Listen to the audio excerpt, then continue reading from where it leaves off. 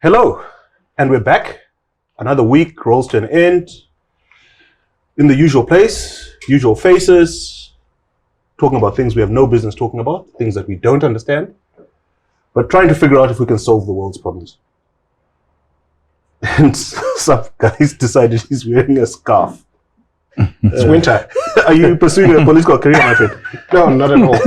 Can you maybe justify this? Well, I'm a rugby fan, so I'm wearing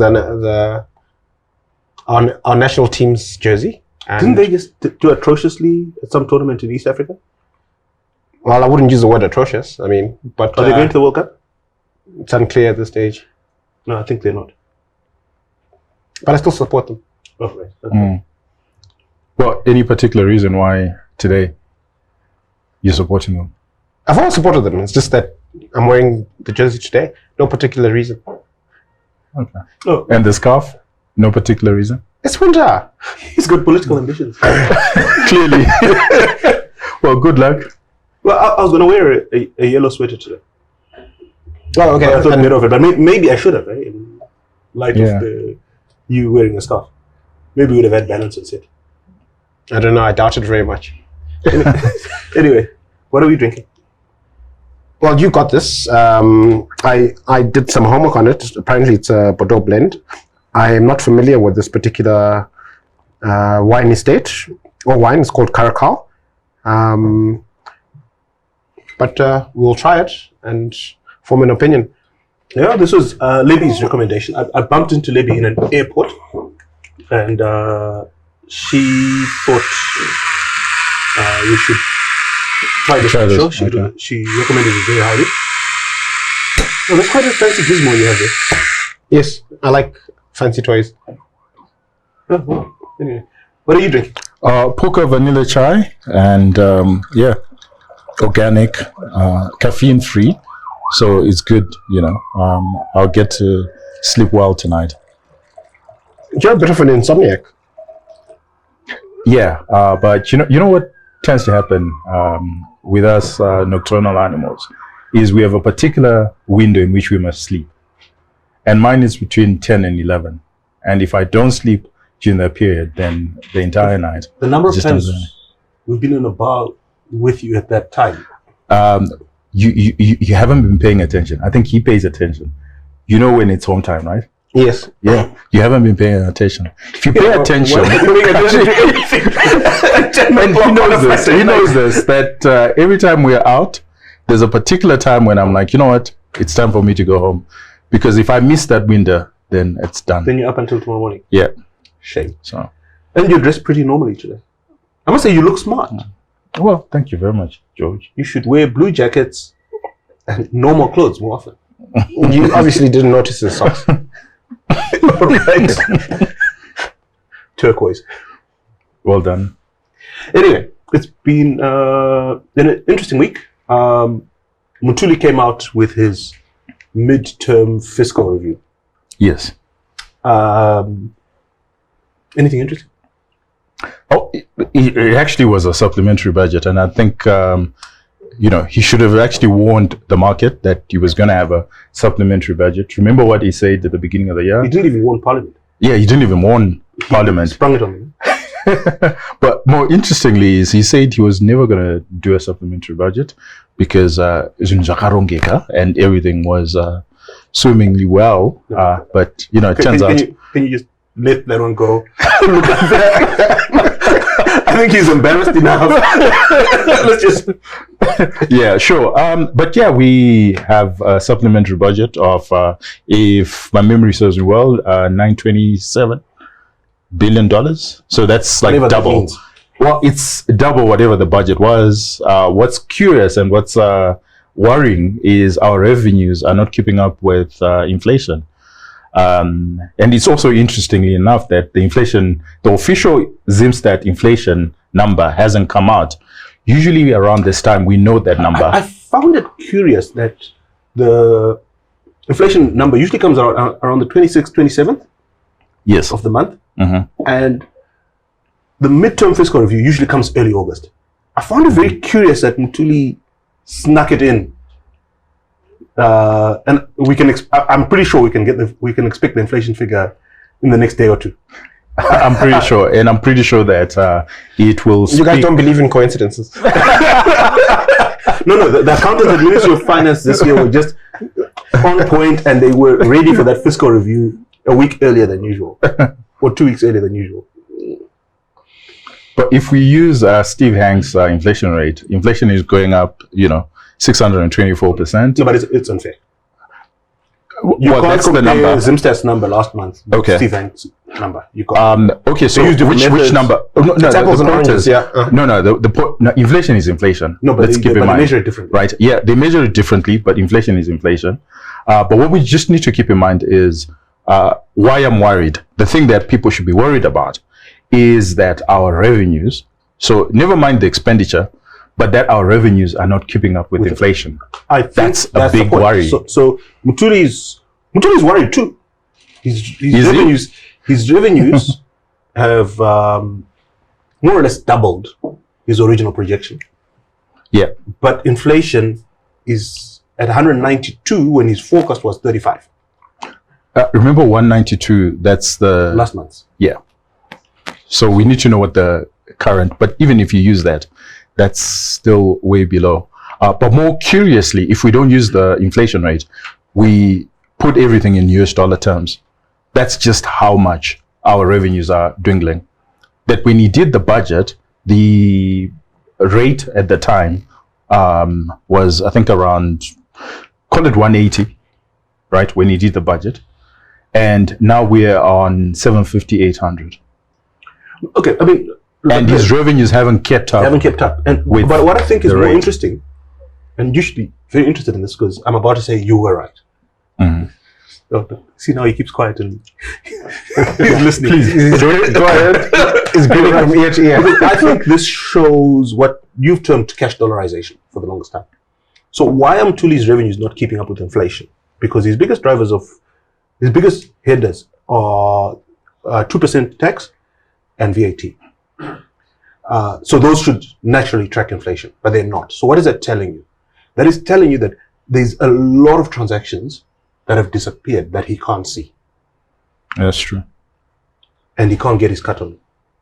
That's true. Because when you look at OK numbers, when you look at Delta numbers, you can sort of see that they're somewhat trailing inflation and somewhat trailing the dollar, but they're keeping up, Yes. right? And yet his revenues, and you're quite right, are nowhere near, when you look at where the dollar has moved from the beginning of the year to mid-year, they are nowhere near keeping up. Look, I think you guys have dived straight into the detail. The word is dove. Okay, dove straight into the detail. Thank you. Touche. But I think it's worth discussing from the top, just the tone. And I'll use a sports analogy to make my point. If after a soccer game, they interview the coach, right? And if he's had a horrible day in the office, and his team got routed, you can see it from His demeanor. the tone, and the first thing that he's likely or she is likely to say is that they're disappointed with the performance, that the fans deserve better, and then they get into the detail from that perspective. And if they had a great day and they won an important trophy, again you get that sense from the body language and the enthusiasm and excitement. And so if you think about what you would expect the tone to be in the run-up to this statement, given what we've witnessed over the beginning of this year, since the beginning of this year to now, you would expect a really somber tone, introspective tone, where we're trying to understand why our forecasts are so wrong, whether it relates to inflation, whether it relates to the exchange rate of the currency, whether it relates to the performance in important sectors like agriculture, right? And what important things are going to be done differently. You should pick that up at the very top in the tone. And I thought that was missing. You think it wasn't there? I think that there was this talk about, we didn't really address the seriousness of the economic crisis that we're in. We kind of talked about. Well, they don't believe we're in a crisis. Talked about global inflation and how there are imported inflation pressures, and we waffled around what was driving inflation. And there's all this optimism and positivity in a very dire economic situation, and it just makes it harder. No, but he reviewed the GDP growth forecast downwards. From where to where? From 5 to 4.6. 4.6. I think let's contextualize what Rufara is saying. So never mind the para market rate. Let's use the official rate, right? Let's use the official rate. When he did the budget, the official rate was 85. Now it's 405. And his numbers have not kept up with that rate, the official rate. So he should haven't kept up you with think the rate. He should have hung his head in shame and eaten his socks or his cap to prove that. Well, no, but I think look, you've got to interface with reality honestly. You've got to talk about where we are and how we got here, if we want to turn things around. And I think that we are in a place where that's the language we should be using. We should be talking about turning things around. Well, and even to that point again, remember they adjourned Parliament for 2 weeks. They didn't even debate the matter in hand. I found that very odd. That's odd. So I mean, for people at home who might not have watched the statement, so Mtuli comes and says, you know what, I'm in the middle of the year, the budget's not going to be enough. I would like to double the budget for the rest of the year. And the Speaker of Parliament says, so when do you guys want to talk about this? Can I suggest that we meet in 2 weeks to talk about this? And the parliamentarian said, okay, well, it wasn't clear. There was a bit of noise in the House, but yeah, turns out they said, okay, we're going to meet in 2 weeks. We run businesses, all three of us. If in this moment where inflation is nearly 200%, somebody came and said, I would like to talk about changing my expenditure on something in 2 weeks. How many of us would say, oh, yeah, let me go through my diary. I think I have a slot for you in 2 weeks. So, is it Mtuli or is it all of us? Because the parliamentarians represent us. Is it all of us that don't understand how dire the situation is? I think it speaks to, the anthropology of Zimbabwe or the sociology of Zimbabwe. Are you going to launch into a lecture? Not Everything precisely, but comes out of Tinashe is a bit of a lecture. So we'll have to. bear We have to grin and bear it. But it's in Shona they call it speaking in tongues. Mabene. What? You don't say exactly what you mean. What you being? Chibende. Oh my God! You don't say exactly what you mean, but you still. Everybody knows what you really mean. So Mtuli knows that this is bad. This is a supplementary budget. It's way out of sync with his official exchange rate, but he's not going to say it. We're in an economic crisis. He knows it. We're going to have to import food. He's revised his agriculture growth rates. He knows it. Everybody knows it. But it's something that we're not going to say, at least not in front of the kids. That's the message I got. And this is interesting, right? So he's talking about most of the supplementary budget going towards wages. Okay, we could understand that, but he's only budgeting for what looks like a 60 or a 70% increase in Zim dollar wages. He's paying the largest portion of his wage bill in US dollars. So does he see the rate being contained between now and the end of the year to that level? Because his budget is in Zim dollars. I think, again, he's telling us that we shouldn't really take seriously his numbers. And I think that's what we said after the budget when it was 9:50. In the middle, I got up and got a beer. He didn't even show up for that to watch it.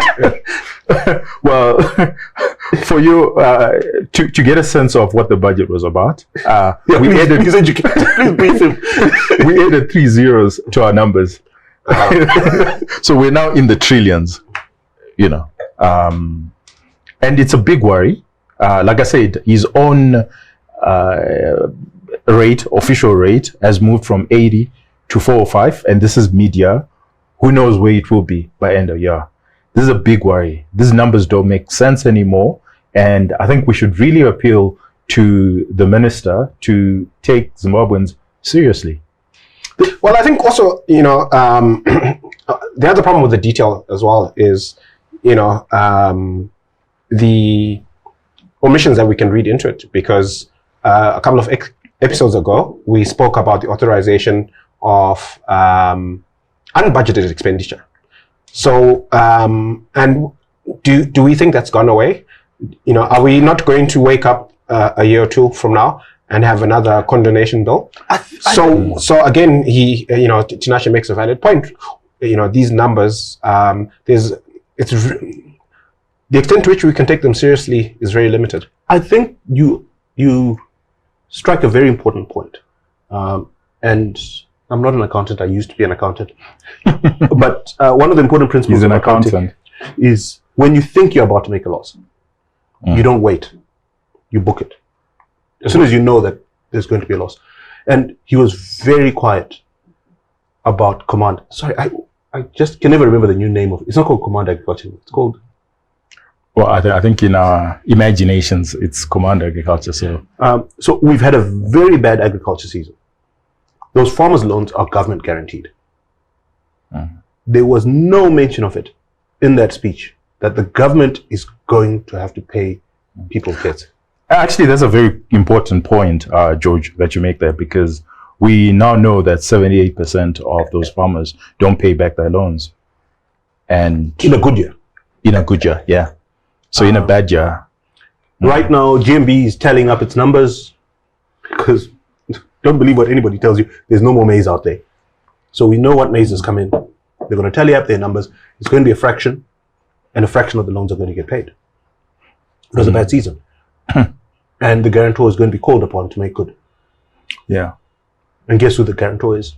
We are. The taxpayers, yeah. But it's not in the numbers that were presented by Mtuli this week. So do we take them seriously? What do they mean? No, I think... So for me, the biggest takeaway is that there isn't going to be any course correction. The path that we've been on year to date, which has seen this massive inflation, Zim dollar devaluation, we're just going to carry on that path. Because there doesn't seem to be any understanding from the powers that be that, things aren't working. Well, we usually know that through the SIs. Do you know we've got over 300 this year? Really? You're keeping count? No, you don't have to keep count. When they come out, they've got a number. Okay, I thought we were on 133. No, okay, you only count the ones that directly affect you. Yeah. We're on 300 and something. Oh my.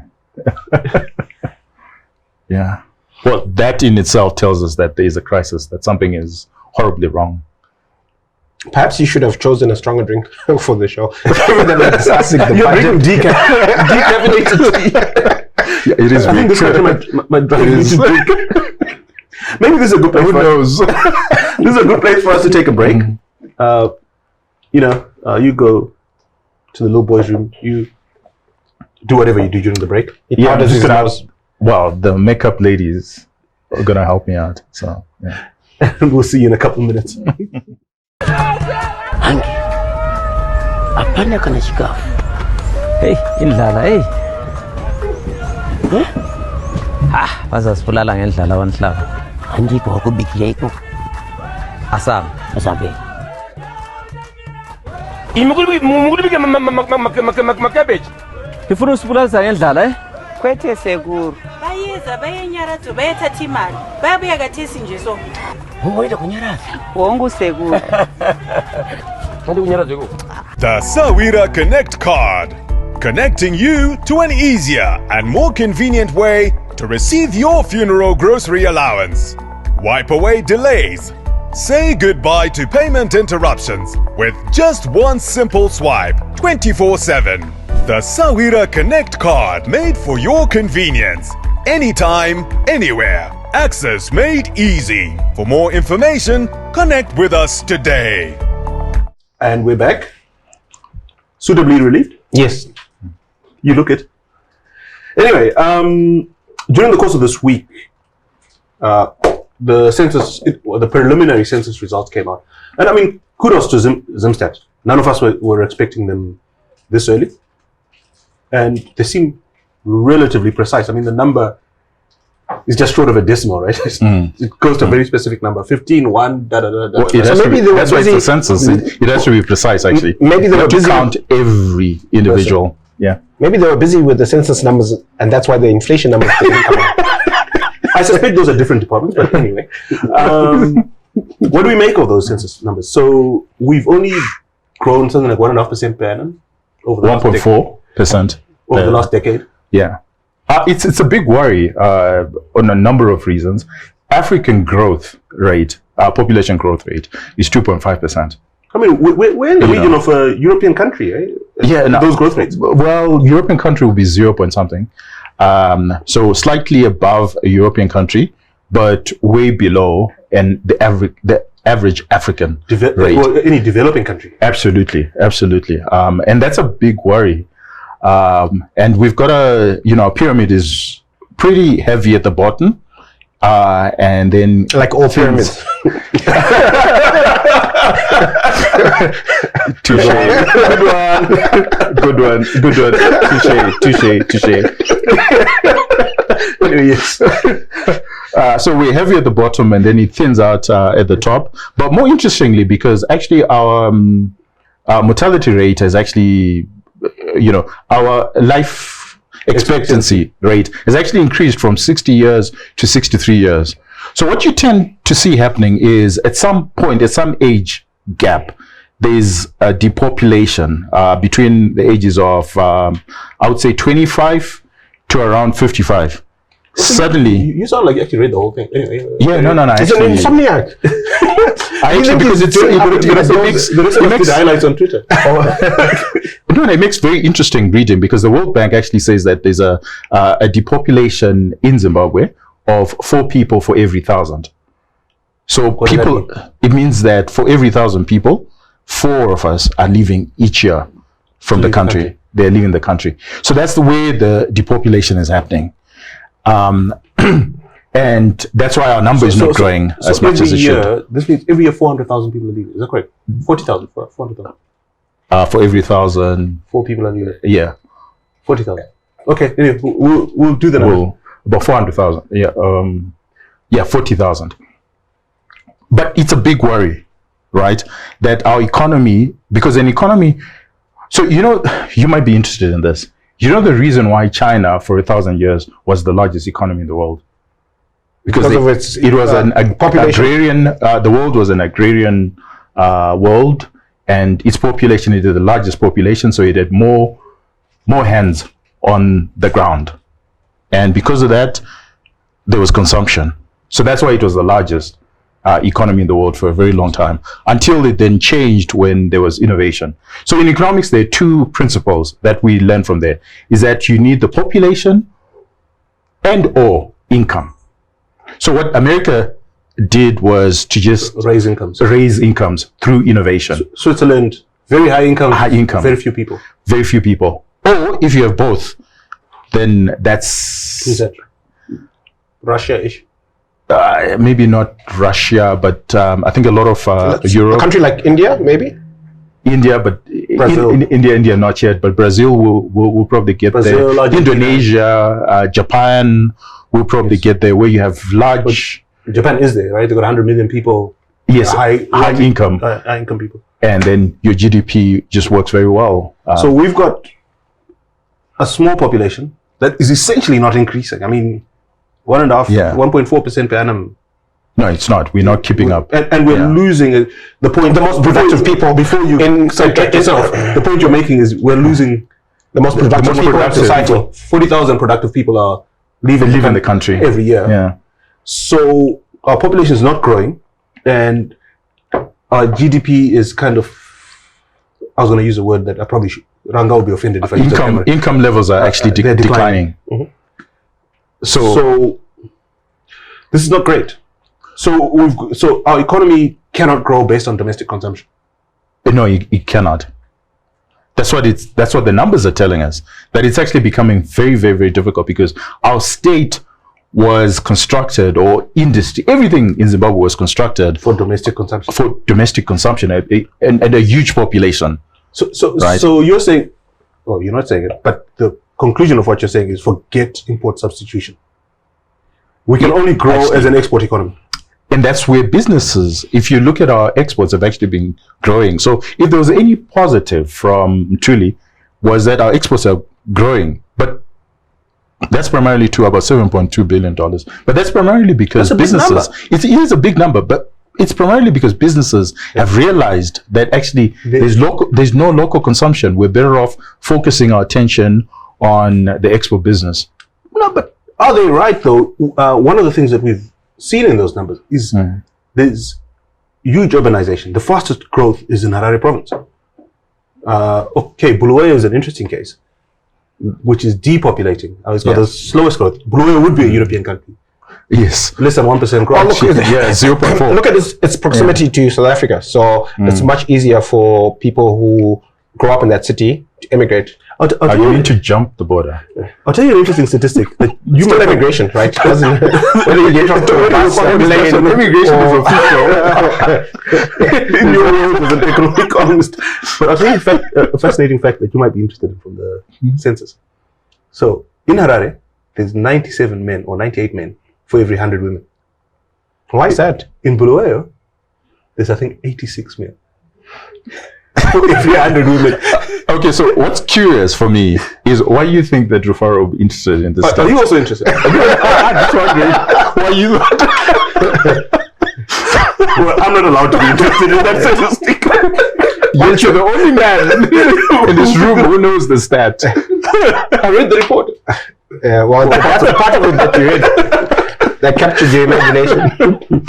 Anyway, I don't think it's necessarily totally negative because this urbanization creates opportunities for consumer-driven businesses. So in the past, where you had to go to the deepest, darkest parts of the country to find a consumer, he's actually coming into the city and volunteering to buy your product. Yeah, I can see you're really clutching at straws and looking at the silver lining. And but there isn't really a silver lining because if you look at the trend, you've got Kenya, you've got Nigeria. You're in some sort of business. You've got capital. Because remember, in Zimbabwe, we actually do have capital. Suppose you have 3, 5, or 10 million or 20 million, and you're deciding. 1,000. Sorry, talk about 3,000. The more accessible number. No. I'm saying for businesses, right? You've got a bit of capital, and you're deciding what should I do with this capital, and you're looking at Zim, and you're looking at the urbanization rate, and you're thinking, wow, this is phenomenal for my business. Or you go to the DRC where you have 87 million. 103. Oh, it's now 103. Oh, There's wow. 15 million people in Kinshasa, in one city. There you go. 80% of them live in a 20-kilometer radius. There you go. And you're seriously thinking, oh, the urbanization in Zim, that's exciting for my business. You look at Nigeria, you look at Angola. I mean, honestly, I think this is a wake-up call for Zimbabweans generally. That we should have more kids. Well, no, but maybe Mudede was right. I can see what he's very partial about this particular subject. But no, I think wake-up call that we've been very good at exporting ourselves. But I think that what we really now need to do is to export more of our businesses to the region. So and export capital, export goods and services. Yeah. And you guys think we're doing more of it because we've got 7.2 billion in exports, but it's not enough. And have we increased our exports, or have commodity prices just helped us this year? Because Mutuli didn't go into that. Yeah, you're certainly right. We've mostly benefited from the higher prices, not higher production. But just to put what he's saying into more stark terms, if you actually fast forward, so in as much as China's done well over the last several decades in terms of, growing the economy, they did this really dumb thing with the one-child policy.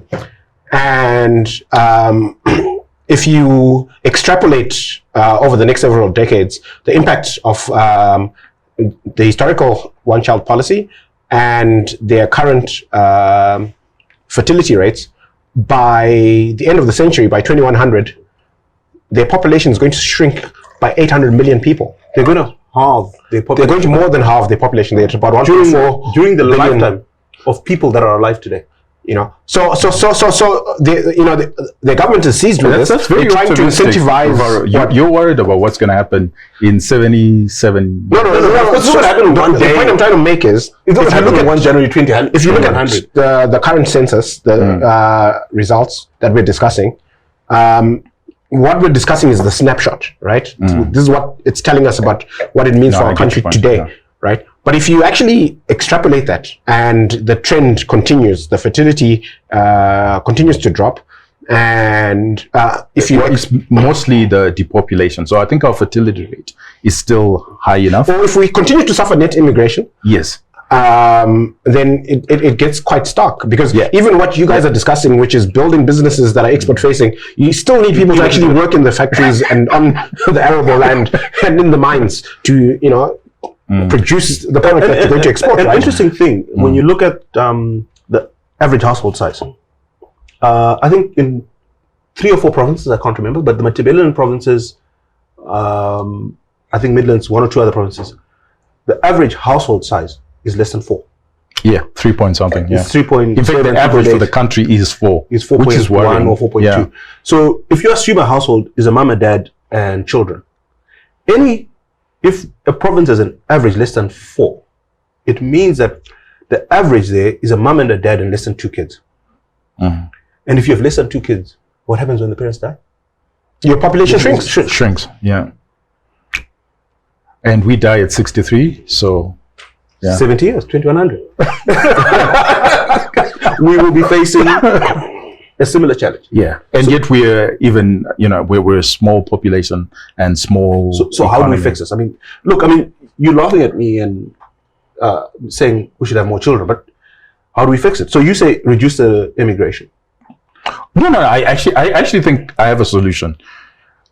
So our solution is, we shouldn't think of ourselves as a country. We should think of ourselves more and more as a city-state.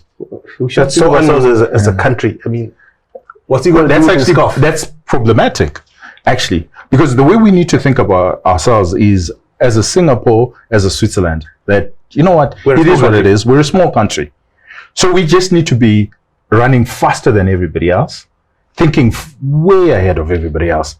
That's perhaps global, what we can... Forget about domestic consumption. Yeah. Think what we can do to make the rest of the world pay us money. Yeah, so maybe what we need to do is to export the scarf to Botswana, to the DRC, everywhere. You think people in Botswana want? Well, the patriotism. So it must be a Zimbabwean business that's operating in Nigeria.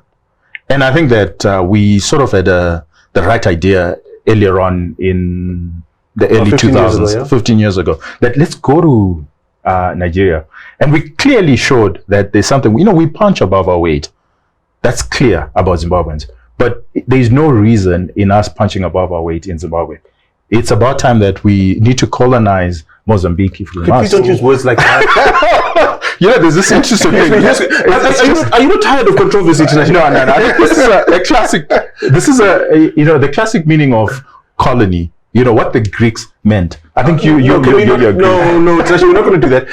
But, okay, it's the classic meaning of what we take your point. Colonizing. No. Carry on. But leave that word. George likes to be politically correct. If you think about it, that's what the British Empire did, right? Are you really going to go down this road? Just make your point without pretty excited about this. No, actually, Just make your point. But I have a different take. I think that so this is not just a Zimbabwean problem. This is global. We just talked about the situation in China. You alluded to European population growth rates. Japan is facing a similar crisis. In fact, globally, population growth is an issue. And the way countries have been able to develop, do well economically and avoid that problem is net immigration. So a country like the US, for example, same That's a good point. trends in terms of their birth rates, but they attract people from all over the world. And if they wanted to, they could just open up a little bit more, and they would take. Okay, let's So you need to actually be a jurisdiction. Let's think about this. So we suddenly say citizenship for free in Zimbabwe tomorrow. Do you think there'll be a queue of people with money and skills? Of course not. That's our problem. That's what I'm saying. Wanting to get a green passport. I think that the idea that you can put out flyers telling people to have more kids will actually lead to them doing so, and the trends in fertility changing. That's not going to happen. The only way that we can actually stop the country from fading away from a population perspective is to create a thriving economy and attract immigrants. Right? We're not in that place today. No, there wouldn't be a queue. But if we made there would be one of criminals, undesirables. Yeah. But if we built, Well, look at Australia. It's not necessarily a bad thing. You're on a roll up. well, if you know your history, he does have a point. Although you're not making a lot of friends in that part of the world right now. I don't know these guys. And maybe this is a good place for us to take a break. Give us a couple of minutes and we'll be right back. At a funeral in the rural areas, there is a lot of work to be done. Fetching water, firewood, stones, bricks, and other things to save for Tonde. Tonde is sitting down where the elders are sitting.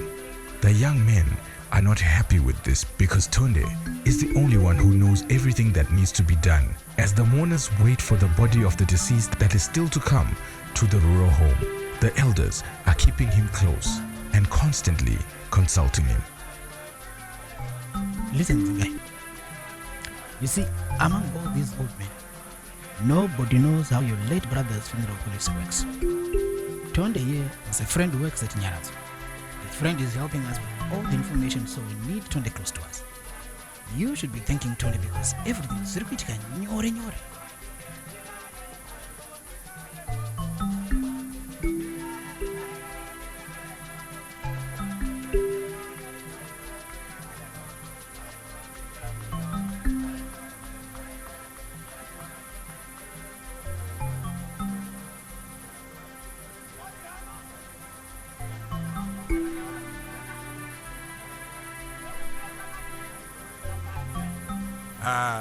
Nenio Sekun, I just remember that I have a friend at Nyarazo.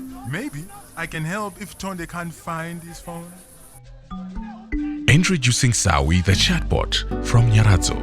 Speak to Sawi for all your queries and inquiries. The benefits of having Sawi by your side are endless. When you need to know about our policy, Nyarazo products, payment platforms, claims, the Sawira International Plan, where to find the Nyarazo branches, Nyarazo contact details, how to apply, and any questions you may have. And she can help you find who you want to speak to. For your convenience, you can ask about anything, from our funeral services, counseling to your payments, and much more. Experience the benefit of having Sawi by your side. App Sawi today on WhatsApp number 0712 992 892. Nyarazo, Sawira Mukuru, Omgane Omkulu. And we're back. This has been a very full week in the news. So it turns out, we see on social media, I'm not sure if it's a fact, but it looks pretty solid on social media. Zess is writing to clients and saying, we've been charging you in US dollars, but we're making a loss. How does that make sense? Oh, and by the way, we've borrowed money to pay the debt that we incurred servicing you in US dollars, and we're accruing more debt. What do you guys make of this? So I think in a Zimbabwean context, if you look at what's happened in the fuel sector. I think what's happening with ZESA is basically on the same curve. It's behind the curve. So for the longest time, we believed in this part of the world that we could sell fuel at a discount to fair value to help, the society's poorest and most vulnerable. And we had fuel shortages. So we're helping platinum mines. Well, I mean, because they're poor and vulnerable. No. Obviously, you have these unintended consequences of some of these policies. But the idea is electricity is basic, and we want it. So we take all the poor and vulnerable people and the electricity they need to boil water and make tea when it's available. We put them there. And we take the platinum mines and we put them there. Which one is collateral? Obviously the mines. The mines are collateral to how much widows are using to boil water. Maybe I can reconcile your two thoughts, because I think he's on because of the scarf, he sort of understands the political implications, and he's quite right. So what happened is, in the 90s, we started this rural electrification, right?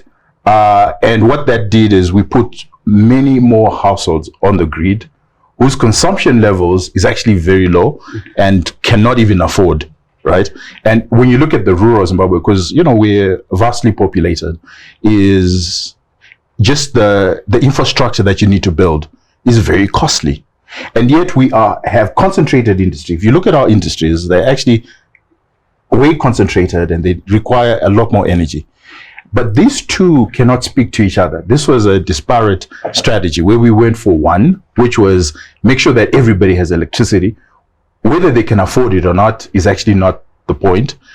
And then we had this particular sector that's actually been growing and needs to export more and requires more energy. Then you had the third bit. The third bit was your farmers. So what ruined ZESA, it's actually the farmers. That after land reform, what you had is a lot more farmers on the farms, but we have not been paying the electricity. It's no longer commercially viable for those farms.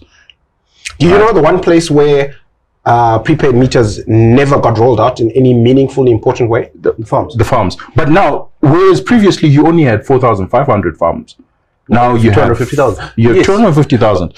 So you know who has suffered in this, in the passage of time? The guy who suffered is actually the guy who requires the electricity. But why are we not? Look, I agree, we have all these problems. But let's take the rural people.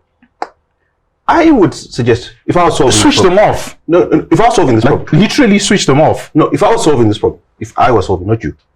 If I was solving the problem, first I'd say, where am I losing the most? And I think if my accountants did the calculation, they would say, you've got these big mines and these farmers for whom you're buying electricity from Mozambique at one price and selling to them at less. Get them at the correct price. That's still not going to solve your problem. No, I'm still solving the problem. Okay. Calm down. Have you been drinking? Then I would actually say, for the benefit of him and his calf, let the rural folk have free electricity. What is it that guy have in his house? He's maybe got a kettle and a TV. If that. The cost of even collecting his bill might even be higher than what he's paying. But if I get these guys who can pay, who chow a lot of electricity to pay, and I can make a small margin, my problem will be a lot smaller. I think maybe you actually don't understand the problem that we have. So the problem of distributing electricity, when you look at the number of transformers that you need, the capital expenditure that you need, it's unnecessary.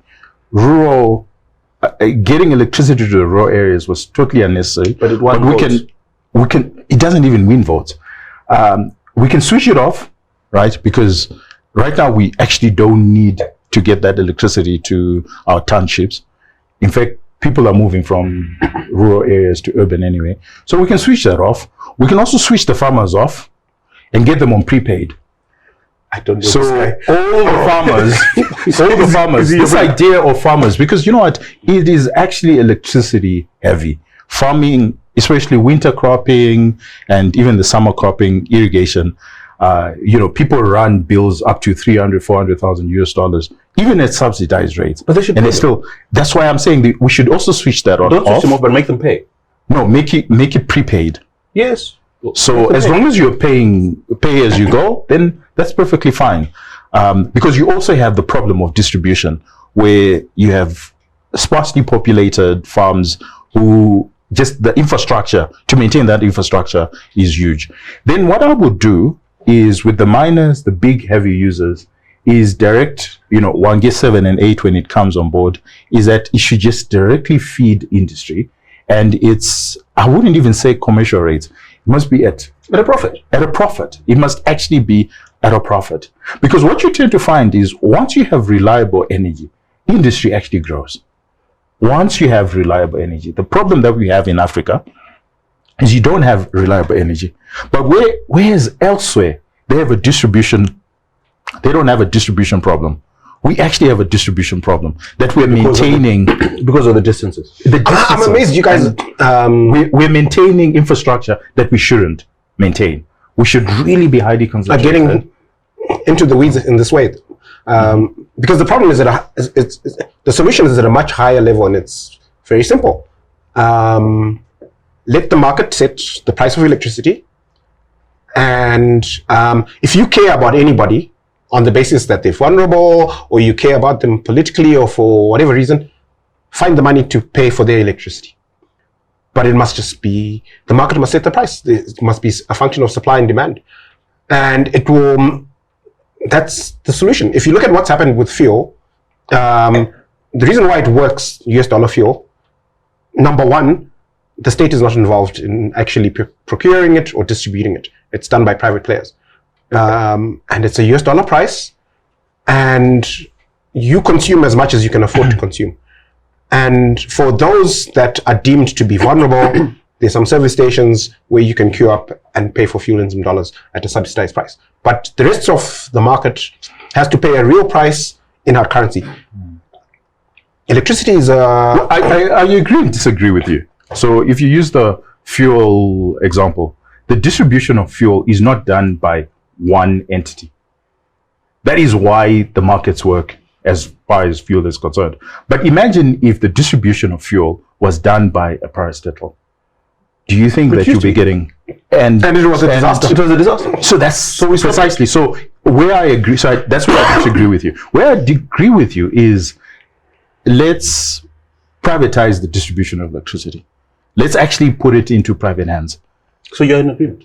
Yeah, that's why I said the points where I disagree and the points where I agree. Where do we disagree, by the way? I thought we agree. No, where we're disagreeing is actually right now the problem with our electricity. Fuel works because the distribution is in private hands. So we should privatize. Interestingly, do you know what South Africa did this week? South Africa took away the need for permits for you to generate electricity. Yeah. Anybody can wake up and build a power station. If you want to build a power station, do so. And carry the electricity to wherever you want. And you carry the commercial risk. And the distribution is up to you. If you do that, I think that if you build a power station and nobody wants your power and you go broke, well, it's not the state's money. Yeah, it's your money. Precisely. But if you can build a power station, supply power competitively better than Eskom, well, that's where the government is that's what the government is afraid of. Because number one, all your mining companies, especially in Zimbabwe, will build their own plants. And this is a bad thing. How? We have we've got 1G 7 and 8 where we paid, $1.5 billion for 600 megawatts. It's in their best interest. It's in government's best interest to ensure that. But 600. But also, what 600 megawatts is a drop in the ocean. Yeah, it is. It's a drop in the ocean. It will be taken up. I think there's an aspect of no. If you liberalize, there'll be somebody who can build 600 megawatts cheaper.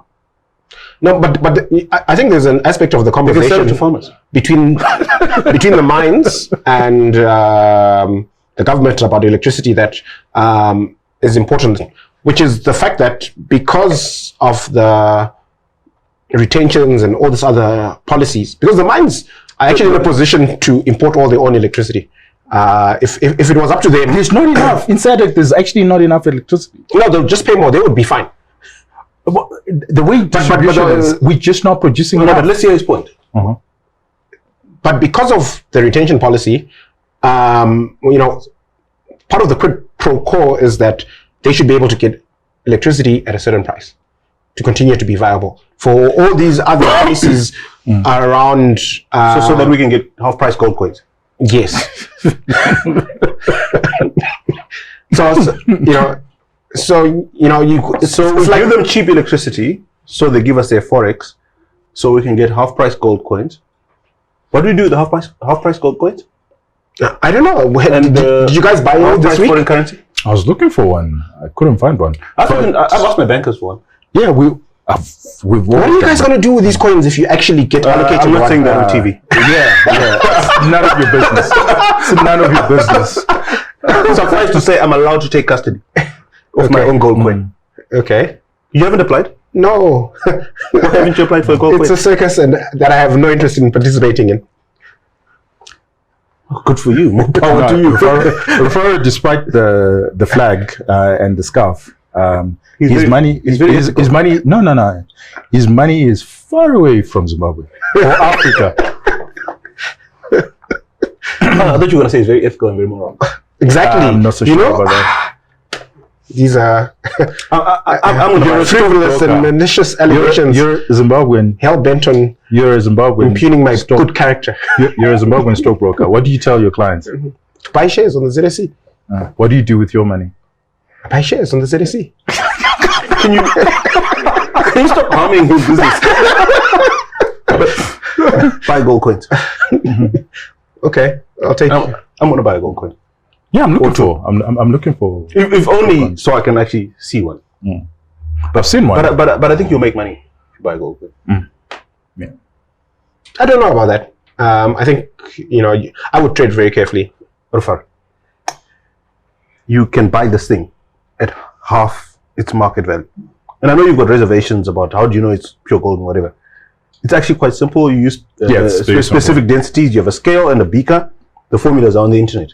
You can actually dip it in water and you can figure out how much gold is in there. Okay. It's not rocket science. It's not rocket science at all. And you can legally take it to anywhere in the world. For now. Well, if you have the gold coins and they decide to change the laws, why do you care? Because I'm a law-abiding citizen.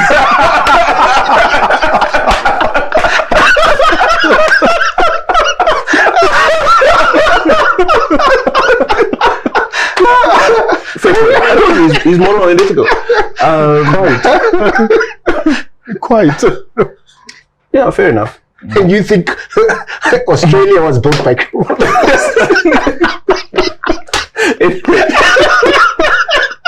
We need to be winding up soon. So it turns out the government is worried because not enough kids have paid their exam fees.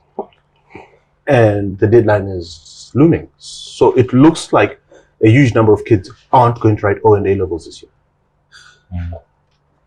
And apparently now you have to pay exam fees for grade 7. Did you know that?